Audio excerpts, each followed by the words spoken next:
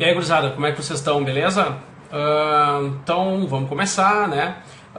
Mas como faz já um tempo que a gente não se vê aí, vamos dar uma lembrada bem por cima do que a gente viu em história, né? Até a gente começar a nossa aula de hoje, que vai falar da União Ibérica e das invasões holandesas aqui no Brasil, né? Muito bem, a gente começou estudando lá a formação dos Estados Europeus, né, que vão culminar ali no século XV. Nós vimos aí então nesse contexto o pioneirismo português na centralização do Estado. Vimos os portugueses, né, começando a adotar uma política mercantilista, né, os Estados europeus, né, no geral adotando uma política mercantilista. Vimos aí então, no caso dos portugueses, investindo, né, o Estado investindo forte na expansão marítima, com o objetivo de chegar ao Oriente e ter uma participação no comércio de especiarias, né?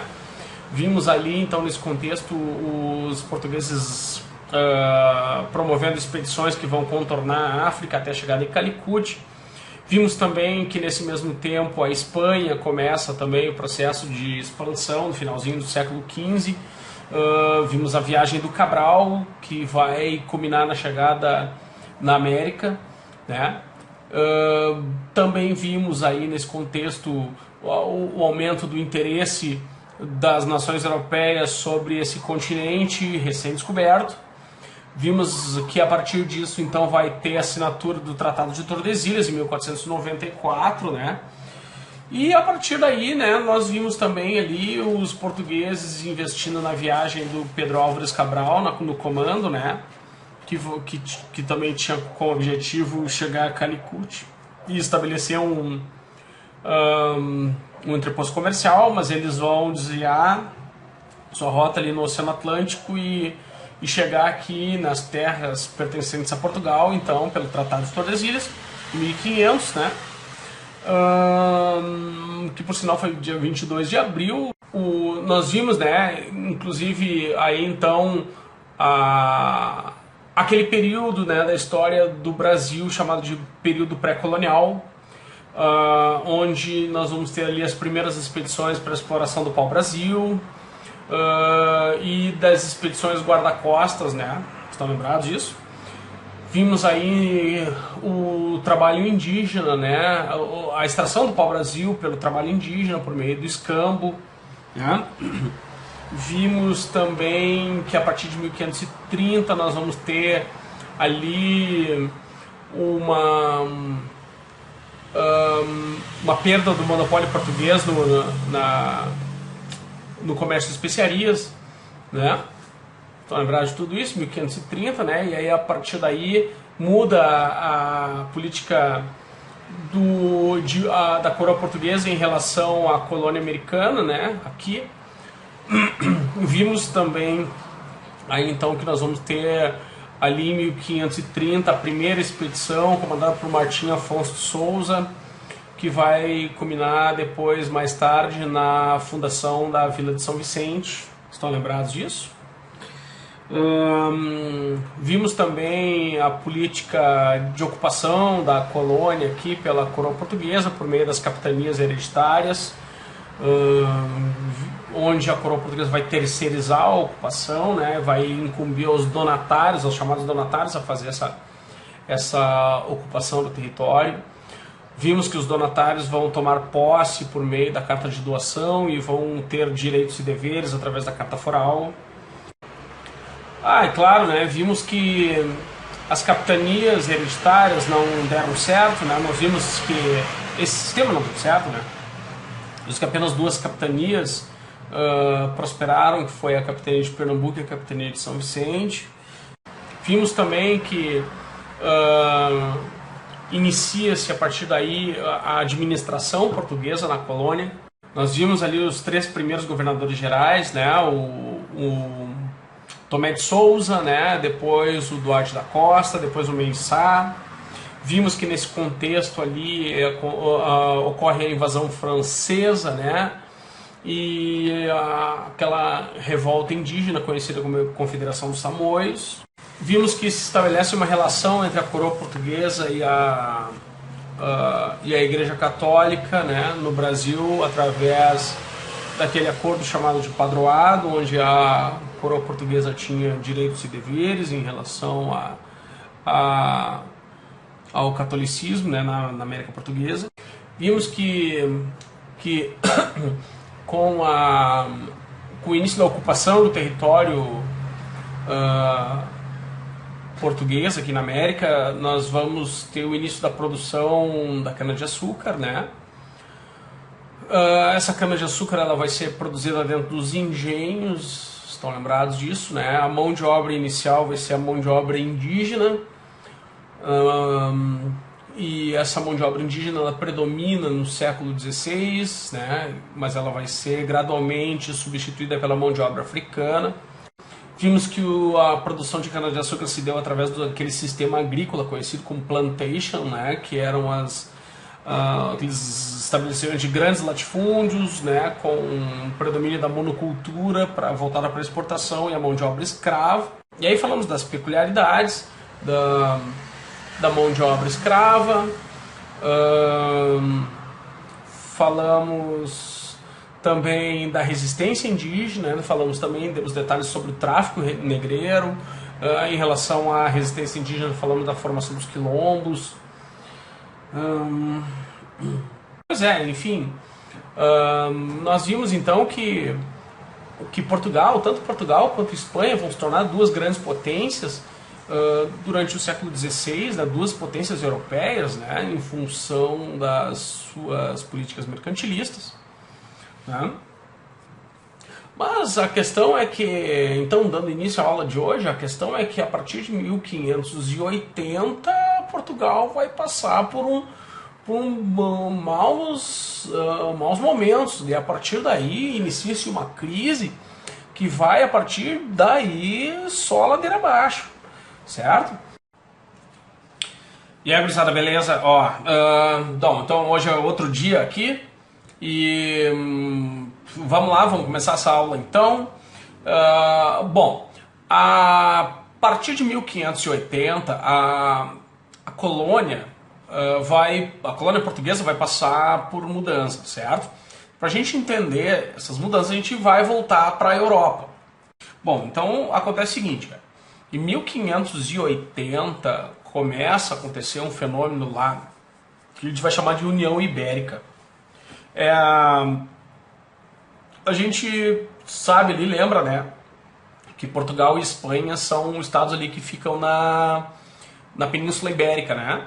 Bom, então assim, em 1580 o rei de Portugal vai morrer e não vai deixar herdeiros. A partir daí vai surgir uma disputa pelo poder que vai culminar com o rei da Espanha, Filipe II, assumindo o poder em Portugal.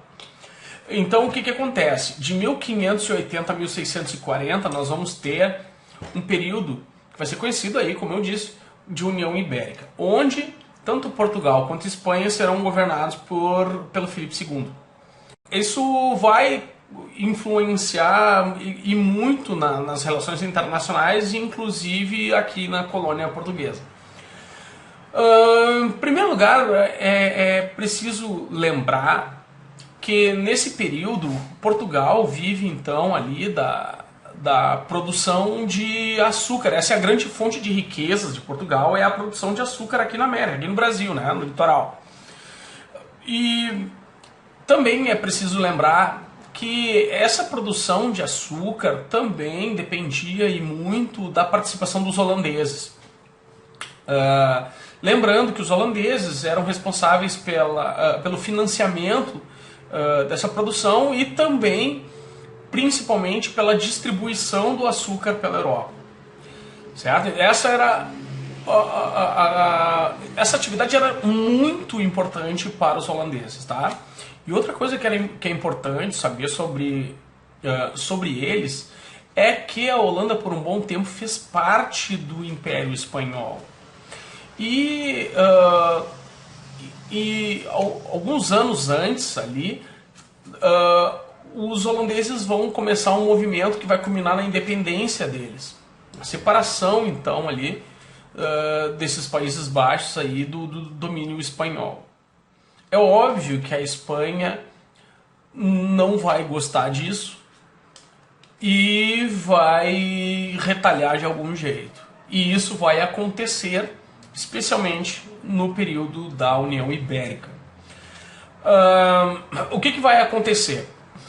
Com então Portugal sob domínio do governo espanhol, todas as colônias e todas as atividades então vão ser administradas pelos espanhóis, né?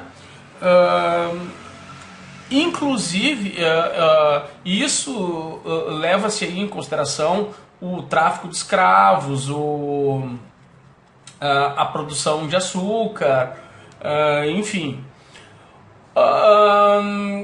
Então, durante o período da União Ibérica, a Espanha vai cortar relações com os holandeses, certo? Imaginem só, né? O que vai acontecer. É óbvio que os holandeses vão ficar muito putos com isso. É importante lembrar também que nesse período da União Ibérica vai acontecer uma flexibilização do Tratado de Tordesilhas. Imaginem já que toda a colônia aqui então vai de fato pertencer à Espanha, né? É nesse período que vão acontecer as visitações do Tribunal da Inquisição aqui no Brasil, né?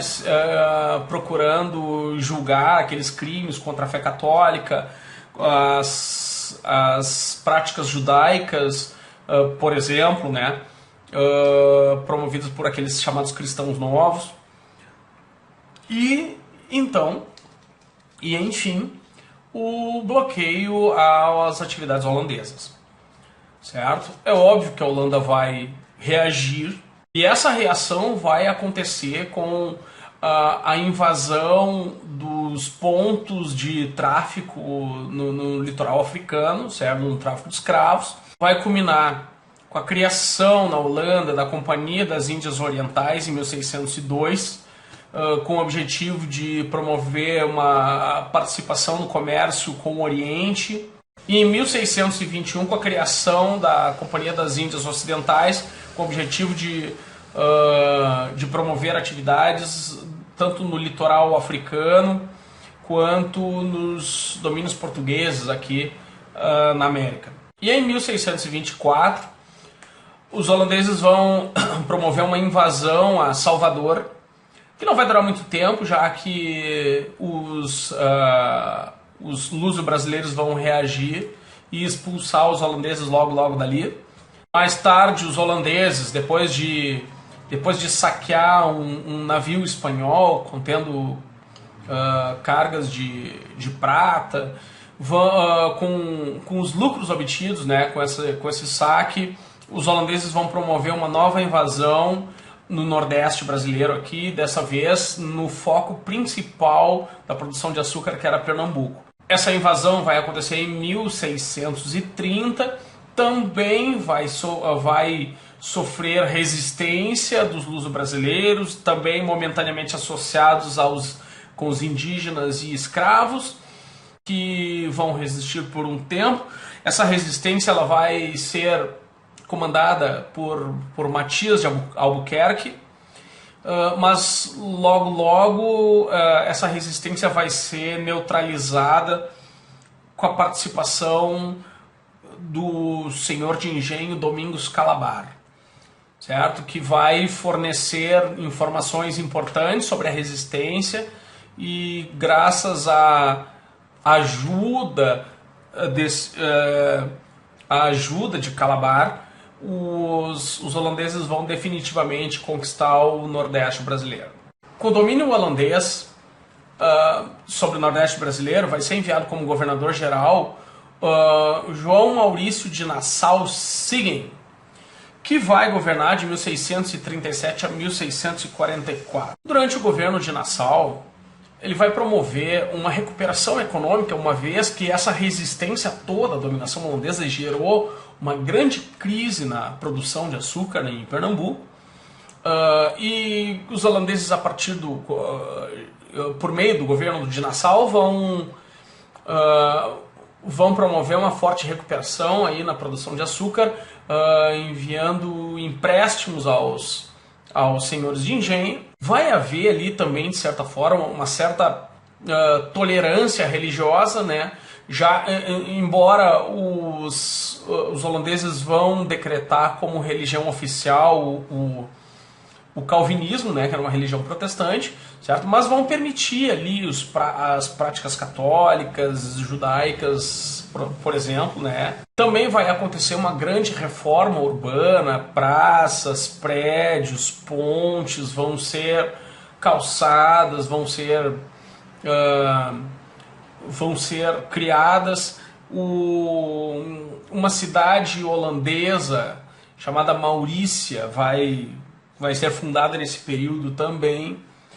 Uma forte vida cultural vai surgir nesse período aí, com a vinda de artistas, pintores, médicos, naturalistas, astrônomos.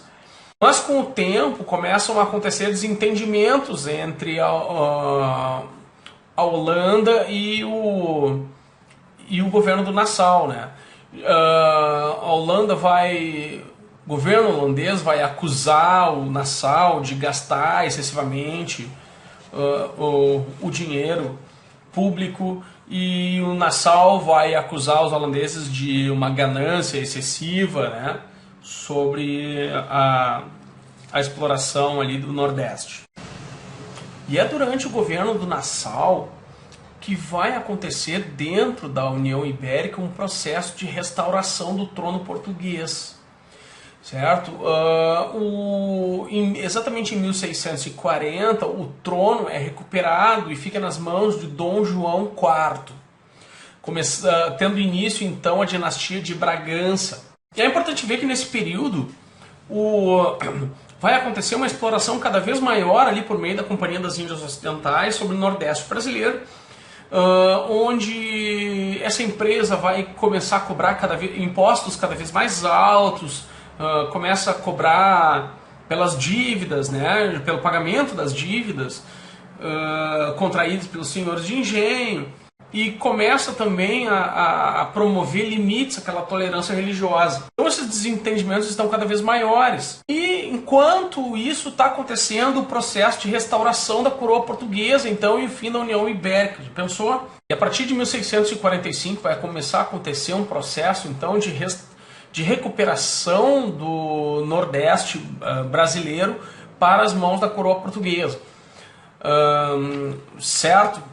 Esse movimento vai reunir senhores de engenho, índios, ex-escravos também, certo? E de 1648 a 1649, esse processo vai se concluir por meio da Batalha dos Guararapes, tá? Presta atenção aí então, que então, a partir de 1645 nós vamos ter uma insurreição pernambucana, com o objetivo de tirar da mão dos holandeses o Nordeste colonial. E a expulsão dos holandeses vai acontecer de 1648 a 1649 na Batalha dos Guararapes, tá bom? Então essa batalha está dentro do contexto da insurreição pernambucana, com o objetivo de expulsar os holandeses do Brasil, tá certo? Então os holandeses serão expulsos, mas a volta do Nordeste para a mão dos portugueses só vai acontecer anos mais tarde por meio de acordos que vão culminar ali alguns anos mais tarde com o pagamento de uma indenização da coroa portuguesa para a Holanda, uma quantia equivalente a 63 toneladas de ouro. Essas revoltas, essa dívida e todos os problemas gerados na produção de açúcar devido a esses movimentos de recuperação aí vão prejudicar a economia portuguesa e muito. Então, os holandeses vão ser expulsos, mas na saída vão levar mudas de cana-de-açúcar para suas colônias nas Antilhas e ali vão começar a produzir açúcar. Esse açúcar antilhano produzido pelos holandeses vai concorrer e muito com o açúcar brasileiro fazendo com que o preço do açúcar no mercado externo diminua e muito, caia cerca de 50%. Isso vai prejudicar muito a economia portuguesa, certo? Então nós vamos ter, e diante da crise portuguesa que se inicia, que se acentua na verdade, a partir daí, e que não volta mais, e que não se recupera mais, Portugal desesperadamente começa a fazer acordos especialmente com a Inglaterra, no sentido de salvar sua economia.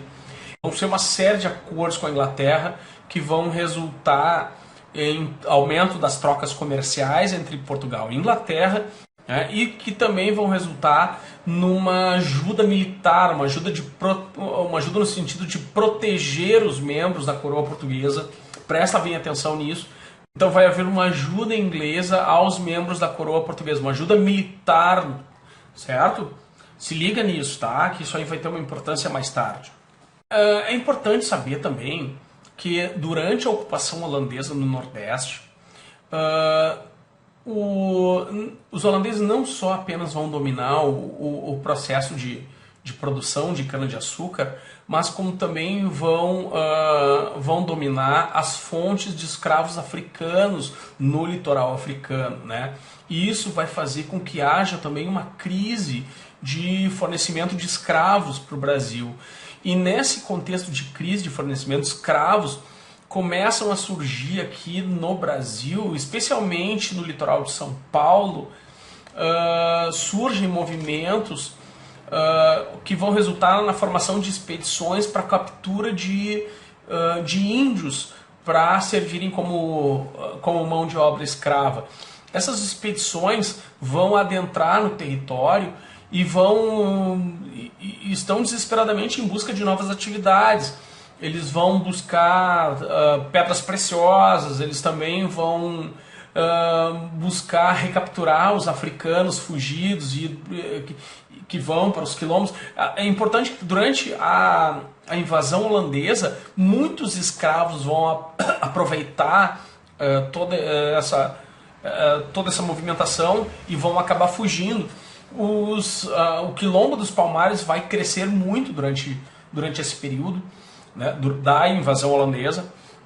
E então os senhores de engenho estão desesperados em busca de mão de obra, certo? E é então que crescem, né, esses movimentos em direção ao interior da colônia portuguesa, que vão ser conhecidos como bandeiras. Tá? E os participantes dessas expedições vão ser conhecidos como bandeirantes, certo? Então, o bandeirismo, então, nesse caso, acaba virando uma atividade extremamente lucrativa aqui na colônia, certo?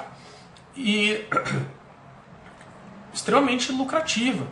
Mas, com o fim da União Ibérica e com a recuperação da colônia portuguesa, da colônia para as mãos de Portugal, né?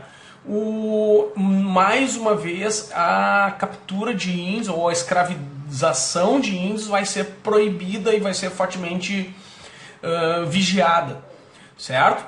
E isso vai acontecer, vai provocar uma grande revolta, então, em São Paulo, certo? Onde os bandeirantes vão acabar expulsando os jesuítas presentes ali em São Paulo, que já eram contra a escravidão dos índios, certo? E vão resultar também no apoio à tomada da capitania pelo bandeirante chamado Amador Bueno. Então os bandeirantes vão promover um movimento para aclamar o Amador Bueno, bandeirante também, certo? Para que tomasse o poder ali e assumisse o governo geral de São Paulo. E o Amador Bueno, ele vai ser contra o movimento, ele não vai aderir ao movimento e vai se declarar fiel à coroa portuguesa, tendo fim, então, portanto, esse movimento. Então esse movimento vai ser considerado o primeiro movimento de contestação do domínio português, certo? E um movimento em busca da autonomia de São Paulo, aí no caso, né? Numa parte da colônia portuguesa, certo? Então é isso, né, galera? E por fim, o Nordeste vai custar para se recuperar em função da queda do preço do açúcar. Tá? Os senhores de engenho vão se ver em grandes dificuldades. Mas em 1710 uma nova revolta vai estourar em Pernambuco, que vai ser conhecida como Guerra dos Mascates. O que acontece foi que os senhores de engenho, já então em grandes dificuldades, vão contrair grandes empréstimos aos comerciantes de Pernambuco, certo? Os senhores de engenho se concentravam em Olinda. E esses comerciantes se concentravam numa província, numa vila de Olinda, que era Recife. Recife, nesse caso, fazia parte de Olinda. Então, diante desse endividamento, os comerciantes de Recife vão crescer e vão adquirir cada vez mais importância e vão exigir de Portugal a autonomia de Olinda e o desejo de elevação de Olinda à categoria de cidade. Os senhores de engenho de Olinda vão se indignar com isso, certo? E vão se revoltar contra e vão buscar junto a Portugal que Portugal intervisse a favor deles. No entanto, Portugal em 1711 vai interferir a favor dos comerciantes que eram conhecidos pejorativamente como mascates. Por isso a Guerra dos Mascates. Então nós temos aí mais uma vez um movimento dos senhores de engenho de Olinda contra a intervenção portuguesa, contra a política portuguesa, certo?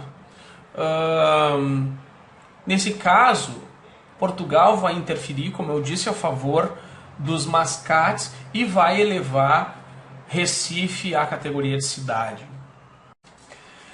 A partir daí, Portugal entra numa crise crescente que vai refletir fortemente nas atividades econômicas da coroa portuguesa que a gente vai ver a seguir. Falou, galera? Façam os exercícios agora que estão aqui na página, que começam na página 185, certo? E vão até a 187. Na 187 nós temos aí também questões da ESA para resolver, certo? E na semana que vem nós temos mais. Falou? Grande abraço!